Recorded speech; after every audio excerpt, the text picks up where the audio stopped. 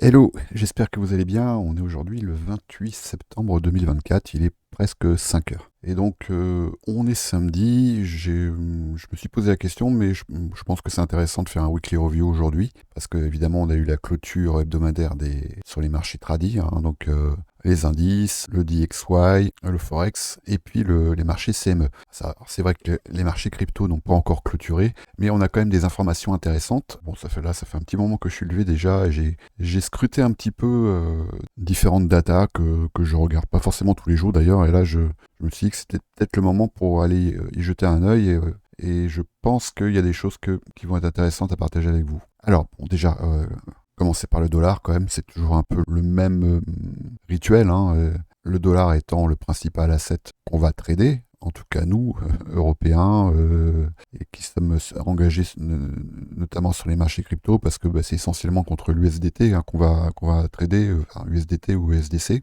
Et puis on est quand même, quoi qu'on veuille et quoi qu'on dise, pour l'instant en tout cas, très dépendant de l'économie US. Donc c'est à mon avis la première chose à regarder. Alors ce qu'on peut voir notamment cette semaine, c'est qu'on a eu un mouvement ici de prise de liquidité sur les contrats futurs, là, les contrats futurs sur le DXY. On a ici une mèche là qui est venue prendre cette SSL ici, vraiment à quelques ticks près, hein. Mais on reste toujours dans le contexte ici de cette inefficience et de cette zone là où j'avais personnellement identifié une probable consolidation jusqu'à la fin du mois de septembre. Il se trouve que là, on va y arriver, hein. On est le 28, donc le mois de septembre, il va clôturer dans 2 jours. Donc ça va être du coup lundi. Et ce qu'on peut observer suite à cette prise de liquidité, c'est un nid au Fed.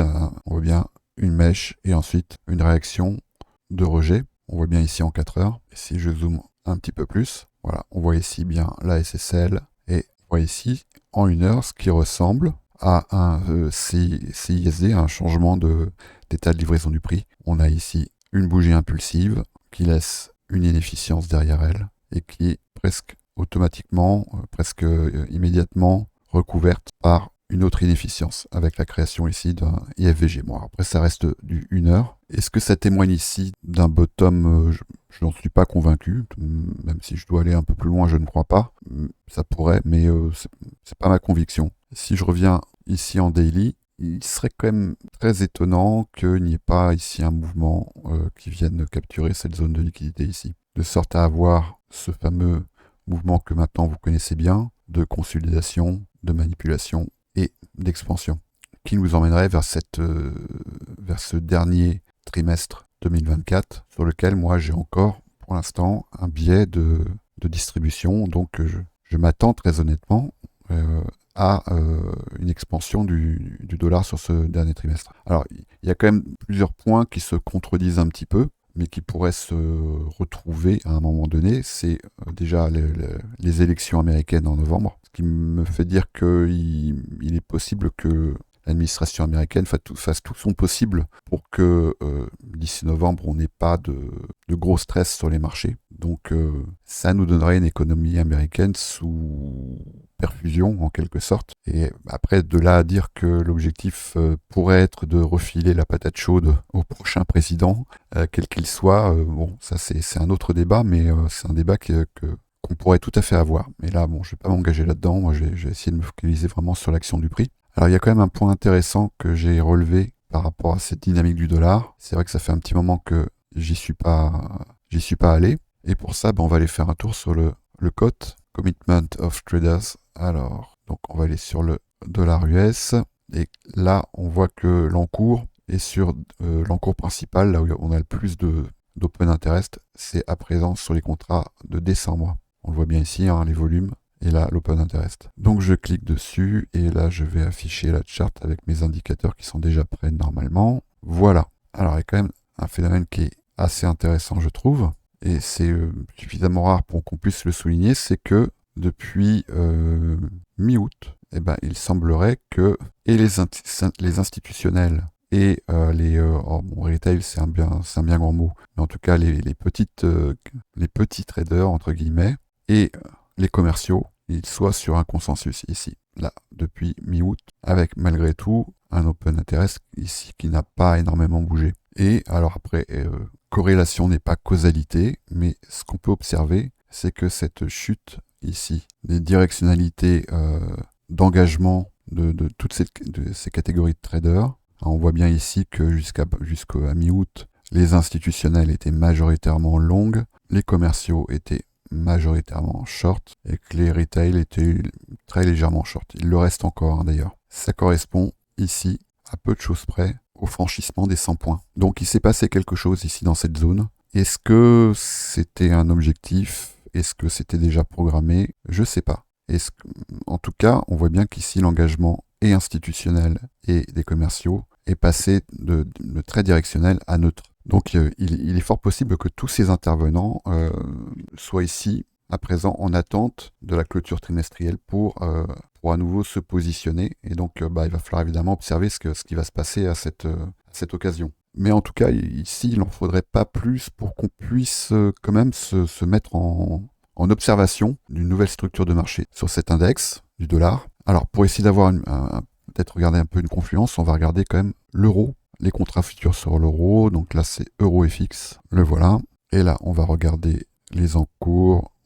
On a le plus d'engagement, c'est décembre également. Alors après, c'est vrai qu'un monde où l'euro est plus fort que le dollar, c'est quand même assez particulier comme idée, on va dire. Mais en l'occurrence, actuellement, c'est ce qui se passe. On voit quand même qu'on arrive ici sur la borne haute d'un range qu'on voit bien ici se matérialiser. Et on voit que ici, depuis décembre 2023, les institutionnels sont majoritairement longues sur l'euro, mais avec des respirations qu'on peut presque anticiper juste en regardant l'engagement institutionnel. Et on peut observer également une corrélation presque négative, presque parfaite avec l'engagement des commerciaux. Et ce qu'on peut observer, c'est que à chaque fois qu'on a eu une baisse des positionnements longs sur l'euro, ça a auguré une baisse sur cet indice. Et en l'occurrence, ici, on peut observer une petite divergence depuis le mois depuis le début du mois. Depuis le début septembre, on peut ici observer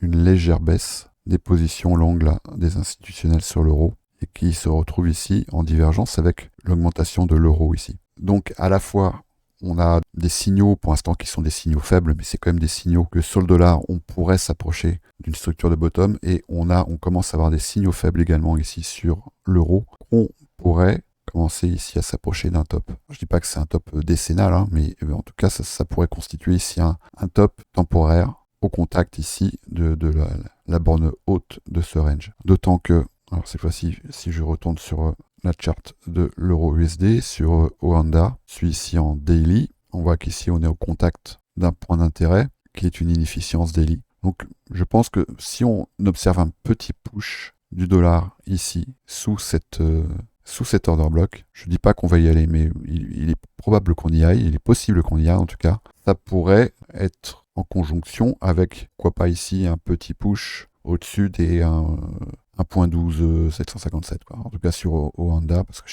chaque broker a ses propres liquidités, donc les prix peuvent changer. Mais en tout cas, on pourrait tout à fait avoir ici un petit push. Et moi, mon biais privilégié, c'est qu'à un moment donné, l'euro, il va un peu nous faire un petit coucou panier, quoi. Et je pense qu'il va retourner à la place où à mon avis, il devrait être, qui est quand même pas ici à plus de 1.10, 1.12 même, mais je pense que cette zone ici, en daily, qui correspond ici à un breaker et à une inefficience ici, qui se retrouve là être un IFVG, autour des entre 1 et 1.02. Je pense qu'à un moment donné, cet élastique-là, il va se détendre et je pense que l'euro va venir reprendre cette place. Quand, à quelle occasion, comment et en combien de temps, ça c'est une autre question. La question la plus importante, c'est qu'est-ce que ces signaux faibles peuvent nous conduire à nous mettre en alerte en fait. Et cette fois-ci, voilà, j'allais voir du côté du Nasdaq. Donc voilà les annotations que j'avais prises. Alors bon, je sais bien, on m'a fait la réflexion plusieurs fois. C'est vrai que à présent, je n'interviens plus sur les marchés futurs, donc moi je trade sur les CFD. C'est vrai qu'on n'a pas la précision sur les CFD qu'on pourrait avoir sur le Nasdaq, mais bon, à présent je ne vais pas m'embêter à passer par l'un pour aller sur l'autre. Donc ce qu'on peut observer ici, c'est que au contact de cette inefficience, de cette FVG, on voit qu'on a eu ici un IO Fed également, c'est-à-dire voilà, une petite touchette, une mèche avec une clôture à peine au-dessus ici du CE, du seuil médian de cette imbalance, et que là, le Nasdaq a terminé, a clôturé la semaine sur une réaction de rejet dans cette zone. Et parmi les points que j'observe attentivement, que j'observe tous les jours, c'est la corrélation du Nasdaq avec Bitcoin. Donc voilà, ici je suis en 4 heures, et ce qu'on peut quand même observer, c'est que là curieusement depuis mi-août, c'est marrant, voilà, j'avais pas remarqué cette synchronicité avec ce que j'avais observé tout à l'heure sur le COT, hein, mais c'est que cette corrélation, elle est dans les bornes hautes, hein. On voit que ici on évolue notamment ici, depuis le mois de septembre, autour vraiment sur les valeurs hautes de cette corrélation. Mais si je me mets ici en 4 heures, ce qu'on peut observer, c'est le début ici d'une divergence. On voit bien que là, même si pour l'instant on est dans un contexte haussier sur les deux assets, hein, on commence à observer une faiblesse de momentum sur le Nasdaq, et que pour l'instant cette faiblesse de momentum, elle n'est pas encore actée sur Bitcoin. En règle générale, la plupart du temps, ce genre de divergence, c'est plutôt Bitcoin qui va venir se recorréler au Nasdaq que le contraire. On va évidemment pouvoir trouver pas mal de contre-exemples, hein. On peut en voir ici un exemple. Là, ici, on était sur une structure haussière sur Bitcoin et sur Nasdaq. On a commencé ici à observer une faiblesse de momentum. Ça, c'était fin août. Une divergence ici avec Bitcoin. Et à un moment donné, à Bitcoin, il a repris. Il est venu rejoindre le Nasdaq dans cette dynamique. Donc là, c'est quelque chose que je vais comme ça observer attentivement dans la dynamique du Bitcoin. On est venu ici prendre un point d'intérêt majeur, évidemment, hein, qui est un sommet weekly. On a ici, en daily, le début de quelque chose qui pourrait ressembler à un breaker sur cette bougie. Je suis toujours sur le CME, hein. Voilà, sur cette bougie, avec ici une confluence qu'on va pouvoir trouver sur cette inefficience qui n'a pas encore été retestée, d'autant que il a laissé le CME derrière lui un volume imbalance ici entre les 65 220 et 65 575. Et ici, on a un parfait equal low. Peut-être pas aussi parfait que ça, 62 810, et là, 62 810, oui. Bon, alors ça, autant dire que, voilà, parfait equal low ici, inefficience. Donc là, le CME est fermé ce week-end, mais la semaine prochaine, je ne sais pas ce que va faire le Bitcoin ce week-end, hein. Là, pour l'instant, on peut juste observer et acter que là, il est dans une dynamique qui est haussière. Il est dans une dynamique qui est haussière, et pour confirmer cette tendance haussière, on va pouvoir se mettre en attente de quelque chose qui pourrait ressembler à ça, un retest de ce breaker et de cette inefficience, une prise de liquidité dans cette zone pour éventuellement nous amener plus haut, et pourquoi pas sur ce sommet intermédiaire ici, autour des... Alors sur le CME, on est à 71 595, et sur Binance, le sommet intermédiaire, il est ici à 70 081. Sachant que s'il doit y aller, on a ici un equal high, et là qui nous emmènerait vers les 72 000. Bon, ça c'est ce que me dit l'action du prix. Maintenant, comme toujours, je reste quand même très prudent parce que je vois, et il n'a pas fallu beaucoup de temps pour que le sentiment change, notamment sur la sphère crypto, sur X, enfin sur Twitter, et je vois quand même pas mal de gens s'enflammer. Ça y est, le bull run a repris. Alors c'est peut-être le cas, hein, parce que de toute façon, à un moment donné, un bull run, ça fait partie des cycles du marché, hein. Donc, comme dit l'autre... Oui, peut-être.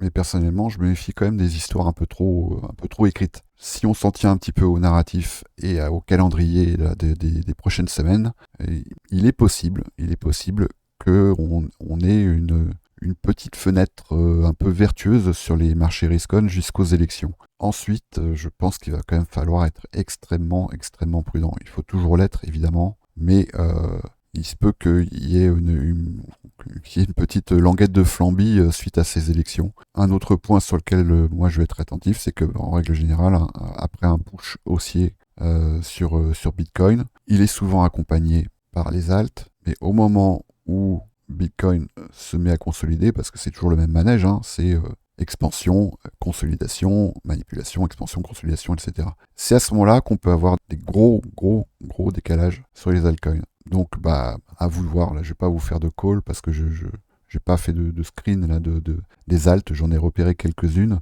qui sont, à mon avis, dans des bonnes localisations et sur lesquelles on pourrait observer des gros décalages. Bon, voilà pour l'instant. Je pas grand chose de plus à dire, je crois que c'était déjà bien dense. Évidemment, vous pouvez nous rejoindre dans le salon VIP parce qu'on discute de ces choses-là et d'autres. Actuellement, c'est vrai que l'activité du trône est quand même aussi bien focalisée sur le développement de nos services de copy trading. Donc les botlim, ils fonctionnent merveilleusement bien. Là, on a eu encore une salve de profits ces derniers jours qui ont fait vraiment plaisir parce que ces bots s'étaient vraiment bien positionnés, ils avaient bien engagé leur capital. Ils recommencent à le faire dans une trend qui est haussière. Les botlim, ils vont engager moins de capital, mais par contre, ils vont prendre des profits plus régulièrement. On a un autre bot sur les futurs qui a commencé à tourner.